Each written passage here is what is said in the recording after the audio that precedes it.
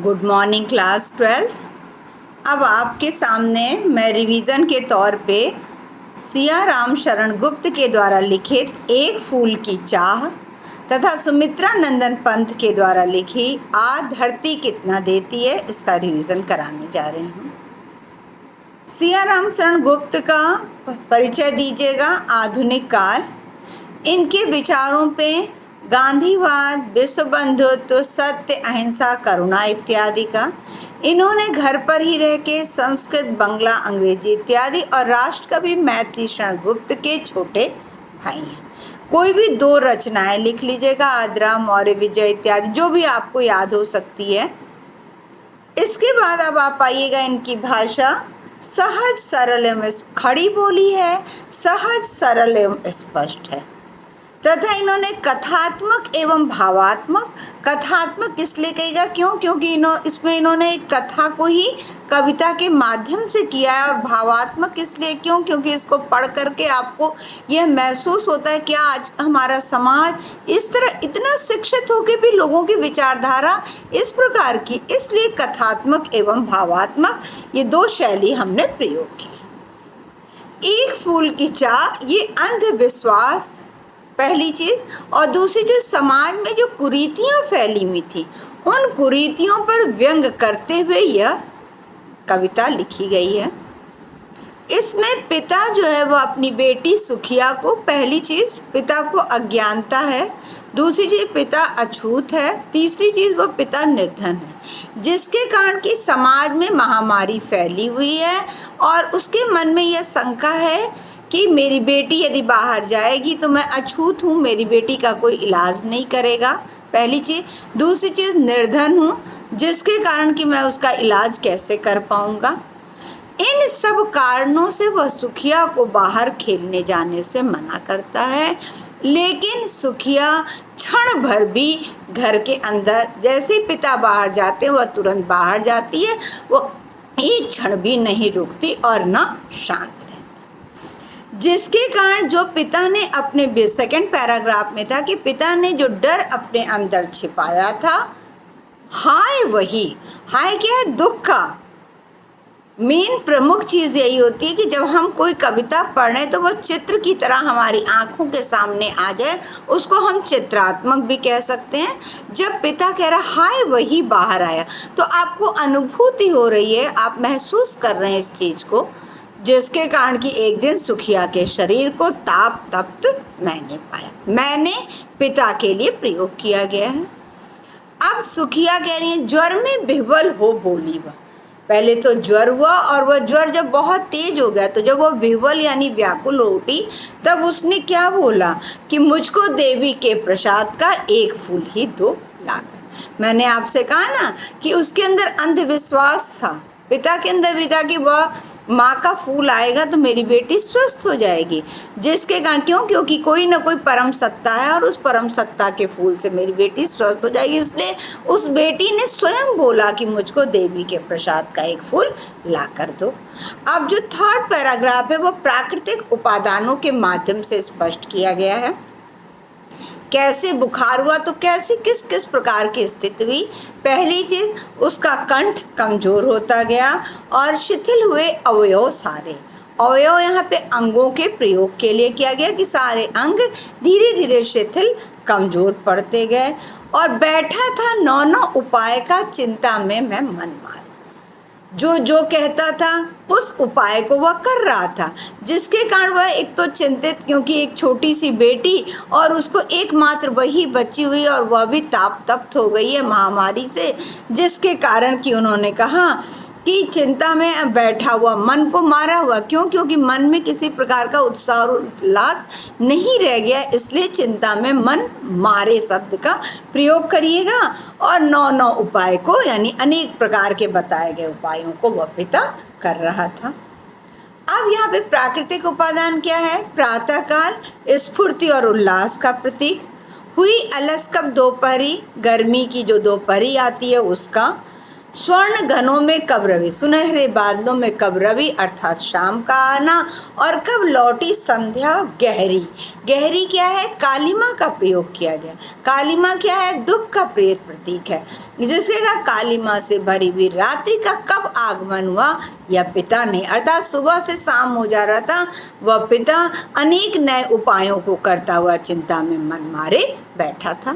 अब 4th paragraph देखिए, सभी ओर दिखलाई थी बस अंधकार की ही छाया, अर्थात उसे कहीं भी किसी भी प्रकार का कोई भी कुछ भी उपाय करने पर कुछ भी उसका परिणाम दिखाई नहीं दे रहा। इसीलिए उन्होंने कहा सभी तरफ अंधकार अर्थात कालिमा की परछाई दिखाई दे रही थी। क्या था, कौन सा तिमिर है, छोटी सी बच्ची को ग्रसने कितना बड़ा तिमिर आया, अर्थात वह तिमिर महामारी के लिए और बड़ी महामारी रूपी, क्योंकि पूरे समाज में फैली हुई थी। अब जो तुलना की गई है वह उपमा और उत्प्रेक्षा अलंकार हमने आपको क्लास में स्पष्ट किया था।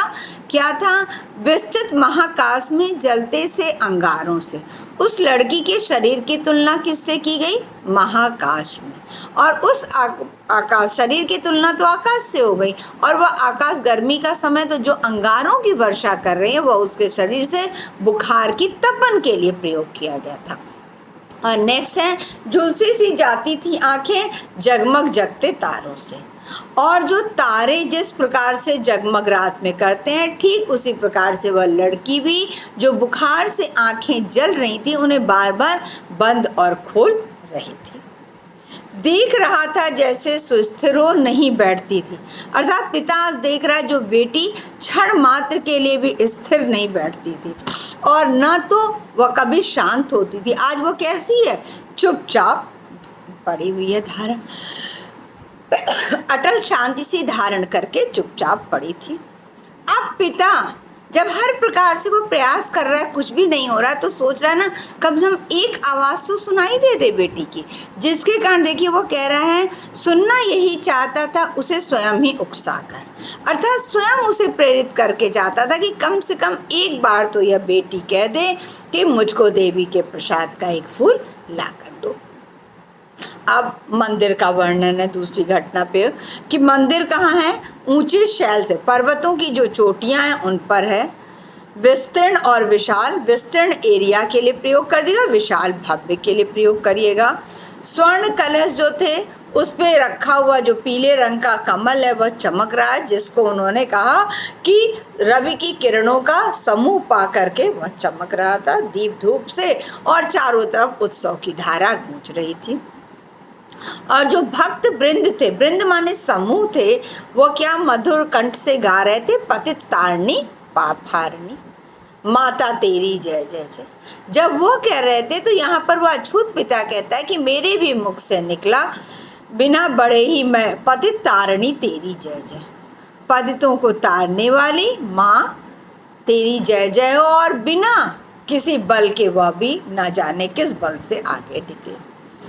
उसके दीप फूल लेकर के अम्बा को अर्पित करने के बाद पुजारी ने जब उसे दिया तो इस परम सौभाग्य को पाकर भूल गया उसका लेना झट। यहाँ पर भूल गया उसका लेना झट, आप कहिएगा फूल को लेना वह भूल गया। क्यों? क्योंकि उसे अपार खुशी हो रही है, वह अछूत है, आज वह भी मंदिर के अंदर आ गया है और मंदिर से पुजारी ने उसको ले करके और जो प्रसाद उसको अर्पित किया, तो जो वह मुख्य चीज़ लेने आया था उसे भी लेना भूल गया।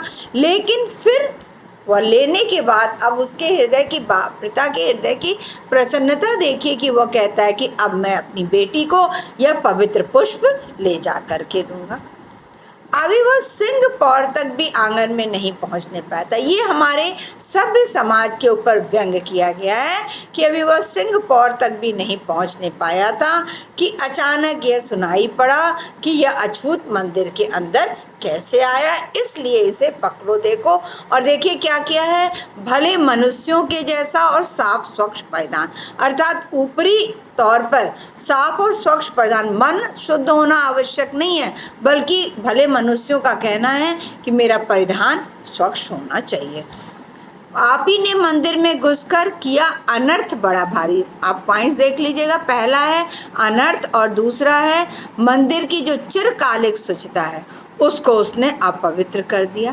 अब वो पिता पूछता है कि क्या मेरा कलुष बड़ा है देव? अभी तो आपने कहा था पतित तारणी पाप हारणी, आज आप इस तरह की बात करें तो क्या मेरा कलुष, मेरा अपराध इससे कहीं अधिक बड़ा है कि मैं माँ के सामने ही माँ की गरिमा को ये लोग छोटा कर रहे हैं? तुम किस प्रकार माँ के भक्त हुए, क्योंकि तुम्ही ने तो कहा पतित तारणी, और अब तुम ये इस प्रकार के खोटे विचार कर रहे हो कि मैंने अनर्थ किया और चिरकालिक मंदिर की शुचिता को अपवित्र कर दिया, तो तुम माँ के गौरव को छोटा कर रहे हो। लेकिन उन भले मनुष्य रूपी भक्तों ने एक न सुना और घेर कर उसे मुंह के घूंसों से मारकर, अब वो प्रसाद जो माँ को चढ़ा हुआ है, वो प्रसाद भी जब उन्होंने मारा होगा तो धरती पे गिरा होगा और उस पे उनके पैरों के निशान पड़े होंगे, लेकिन उससे उन्हें कोई भी सरोकार नहीं था। बस वह प्रसाद भी क्या हुआ, अछूत के हाथ में चला गया, इसलिए वह अछूत हो चुका है। अब वह पिता की सबसे दयनीय दशा देखिए कि कहता है मेरे हाथों से प्रसाद भी बिखर गया, हाँ सबका सब, अर्थात सारा प्रसाद जो मैंने माँ को चढ़ाया था और इतना परम लाभ को पा करके मैं बेटी के पास पहुँचने वाला था, वह सब कुछ पृथ्वी पर गिर पड़ा। हाय अभागी बेटी, तुझ तक कैसे पहुंच सके, क्योंकि अब वो पैरों से कुचला गया है, वह अछूत है, लेकिन अछूत होने के बावजूद भी उसके मन में उस प्रसाद के प्रति श्रद्धा है, जिसके कारण कह रहा है कि जो पृथ्वी पर गिरा हुआ प्रसाद है वह तुझ तक कैसे पहुँचाएं। और अंतिम बार वेद में गोटी, जब वह पहुँचता है तो भाई कम से कम अंतिम समय तो बेटी को गोद में ले, लेकिन वह बेटी की मृत्यु हो चुकी है, इसलिए कहता है अंतिम बार ना तो मैं तुझे ले सका, और जो तेरी एक इच्छा थी कि देवी माँ के प्रसाद का एक फूल ला सकूं, वह न तुझे दे सका। ये आपका एक फूल की चाह का है। अब नेक्स्ट जो है वह सुमित्रा नंदन पंत, इनके लिए भी वही प्रकृति के कवि, आधुनिक का आलाप डाल दीजिएगा अनेक पुरस्कारों से। चिदम्बरा के लिए इन्हें पद्म भूषण की उपाधि भी मिली हुई है। छायावादी कवि के रूप में जाने जाते हैं और छायावाद के 4 स्तंभ जयशंकर प्रसाद, निराला, पंत और महादेवी पर। यहाँ पर पहली पैराग्राफ में आपने देखा था कि उन्होंने छुटपन में छिप करके पैसे बोए थे, क्यों? क्योंकि वह धनवान बनेंगे। लेकिन जीवन के 50 वर्ष तक वह निरंतर एकटक नजरों से उसे देखते रहे, पर बंजर धरती और बंधिया मिट्टी, उन्होंने दोनों दोष किसको दिया? धरती को उन्होंने बंजर कहा, और जब एक भी पैसा नहीं होगा तो उसे बंधिया यानी अनुपजाऊ कहा। हताश हो बाट जोता रहा दिनों तक, अब कह रहे हैं सपने जाने कहाँ मिटे सब धूल हो गए। अर्थात सपने आप देखें, लेकिन सपने भी तो उचित देखने चाहिए ना। लेकिन यहाँ पर तो इन्होंने पैसे बो करके छिप करके बहुत धनवान बनने के लिए, क्यों? क्योंकि धन प्रमुख इनके लिए था, जिसके कारण कि ये कह रहे हैं अब वह सारे सपने नष्ट हो गए। क्यों? बाल कल्पना के, देखिए शब्द प्रयोग किया बाल कल्पना, बाल कल्पना यानी अबोधता रूपी कल्पना के अपलक पावड़े, अर्थात निर्निमेष नेत्रों से जो वह देख रहे थे, अब उन्हें आभास हुआ। उन्होंने ममता को रोपा था, तृष्णा को सींचा था। ममता 2 तरह की होती है, एक ममता माँ की और बच्चे की ममता, और एक ममता होती है जिसमें हमें लगता है कि किसी का कोई हित न हो, सिर्फ मेरा हित हो। तो अब उन्हें आभास हुआ कि उन्होंने ममता रूपी खाद और तृष्णा रूपी जल, तृष्णा जिसमें कि सिर्फ मेरी इच्छा पूरी हो, किसी और का कुछ न हो, इससे उन्होंने तृष्णा रूपी जल से सींचा था। अब वह जीवन के 50 वर्ष में उन्होंने मधु, पतझड़, बसंत इत्यादि ऋतुओं को, और जब फिर से गहरे कजरारे बादल बरसे, तब उन्होंने गीली तह को यूं ही उंगली से सहला करके एक बीज सेम के दबा दिए थे। अब वह और बात भी कोई ऐसी नहीं थी, उन्हें नहीं मालूम था कि उन्होंने पृथ्वी के अंचल में मणिमाणिक बांध दिए हैं। आज उन्हें जब वह एकाएक उन्होंने देखा कि कई नवागत, जब एक दिन संध्या के समय आंगन में टहल रहे थे, तब उन्होंने जो देखा, यहाँ पे 2 है, 4th पेज नंबर 16 में 4th लाइन में देखिएगा, उससे हर्ष विमूढ़ हो उठा मैं विस्मय से। विस्मय यानी आश्चर्य से, अभी मैंने बोया और कुछ ही दिनों बाद जो दृश्य उन्होंने देखा उससे उन्होंने क्या बोला, विस्मय। और हर्ष माने प्रसन्नता। हम जो कार्य करते हैं उस कार्य का जब परिणाम हमें मिल जाता है तो उस समय की जो प्रसन्नता होती है, उसी प्रसन्नता को उन्होंने कहा है विमुढ़ यानी उन्मत्त हो उठा। क्या देखा, आंगन के कोने में कई नवागत। नवागत, नव माने नए, आगत माने निकले हुए, अर्थात छोटे छोटे जो अंकुर रूपी पौधे हैं वह कई नवागत जो है वह है। अब इनको क्या प्रयोग किया गया है, पहला इन्होंने प्रयोग किया गया है छाता, क्योंकि जो छोटा सा अंकुर निकला और उसकी दोनों तरफ दो पंखुड़ियां हैं उसको उन्होंने छाता प्रयोग किया। फिर दूसरा उन्होंने प्रयोग किया कि हम छाता कहें या जीवन की विजय रूपी पताका, अर्थात हमने जिस उद्देश्य से किया उस उद्देश्य की सफलता अर्थात विजय रूपी पताका यानी झंडा कहें। नेक्स्ट उन्होंने कहा कि यह हथेलियां खोले थे वे नन्ही प्यारी। हथेलियां क्योंकि दोनों पीछे की तरफ निकल रहे हैं और बीच से निकल रहा है डंडी, जिसके कारण वो हथेलियां। तीन चीज़ है, छाता कहिएगा, विजय पताका कहिएगा या हथेलियां, जो भी हों तीनों में आप जो भी मानिए, लेकिन क्या थे, हरे भरे और उल्लास, अर्थात प्रसन्नता, समृद्धि एवं सफलता का प्रतीक हरा रंग है, इसीलिए वह उल्लास से भरे हुए थे। क्या कह रहे हैं, ऐसा लग रहा था उन्हें कि डिंब तोड़कर निकले चिड़ियों के बच्चे, अर्थात जिस प्रकार अंडे से जब चिड़ियों के बच्चे निकलते हैं तो वो अपने पंखों को धीरे धीरे हिलाकर ऊपर को उड़ना चाहते हैं, ठीक उसी प्रकार उन नन्हे कोपलों की दोनों हाथ से दोनों जो पंखुड़ियां हैं वह हिल रही हैं हवा से, जिनको कभी कल्पना करता है कि ऐसा लगता है कि डिंब तोड़ चिड़ियों के बच्चे जिस प्रकार उड़ने को उत्सुक लगते हैं, ठीक उसी प्रकार वह भी तो ऊपर की तरफ जा रहा है, जिसको उन्होंने यह प्रयोग किया है। अब उन्हें निर्निमेष क्षण भर, वहाँ अपलक पावड़े बिछाए थे, बाट जो रहे थे, यहाँ वह निर्निमेष नेत्रों से वह देखते हैं, तब उन्हें याद आता है कि उन्होंने बीज आंगन में सेब के रोपे। अब वह क्या है, मेरी आंखों के सम्मुख अब खड़ी गर्व से। गर्व क्या है, क्योंकि छोटे अंकुर है ना, तो अभी वो क्या एकदम सीधे खड़े हैं, तो आंखें और सिर हमें कभी किसी के सामने नहीं झुकाना चाहिए।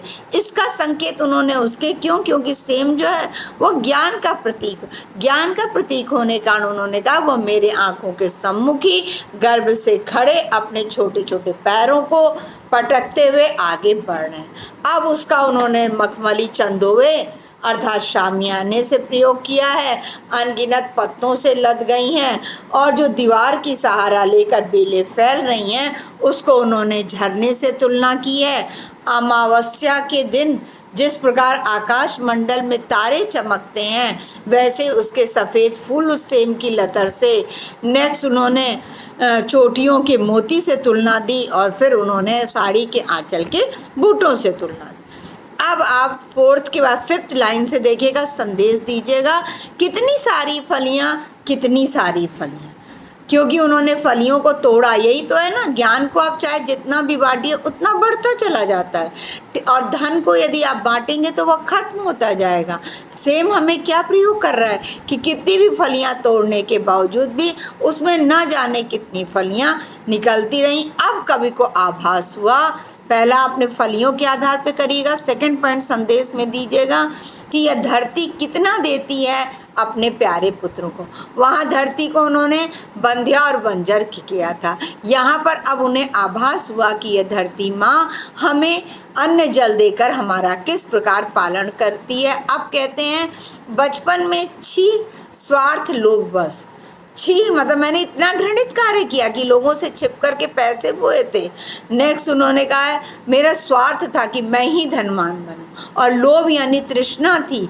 अब उन्हें आभास हुआ कि रत्न प्रश्वनी है वसुधा, अब समझ चुका हूँ यह धरती रत्नों का खजाना है। अब इसमें तीन चीज़ करिएगा, इसमें सच्ची समता के यानी समानता के, हर व्यक्ति समान है। नेक्स्ट है क्षमता यानी प्रत्येक व्यक्ति को परिश्रम करना चाहिए तभी सुख समृद्धि हो सकती है। और ममता यानी आपसी प्रेम व सहयोग की भावना के दाने बोने हैं जिससे उगल सके फिर धूल सुनहरी।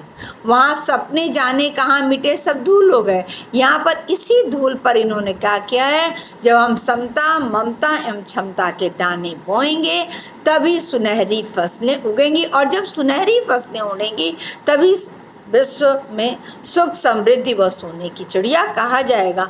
मानवता की जीवन श्रम से हंसे दिशाएं। मानवता अर्थात प्रत्येक व्यक्ति में आपसी प्रेम सहयोग की जब भावना होगी तभी वह मानव कहा जाएगा, और ये गुण क्या है, मानवता है। और मानवता से हंसे दिशाएं अर्थात सभी तरफ सुख समृद्धि होगी। इसीलिए हम जैसा बोएंगे वैसा पाएंगे, अर्थात हम जैसा करते हैं हमें उसका वैसा ही परिणाम सामने आता है। क्लास 12 आपका काव्य में 4 चैप्टर का रिवीजन हो गया है। आप रिवीजन करते जाइए, और साथ में आपको जहाँ पर भी वर्ड मीनिंग में या क्वेश्चन के आंसर में कहीं दिक्कत हो उसे आप निसंकोच पूछ सकते हैं।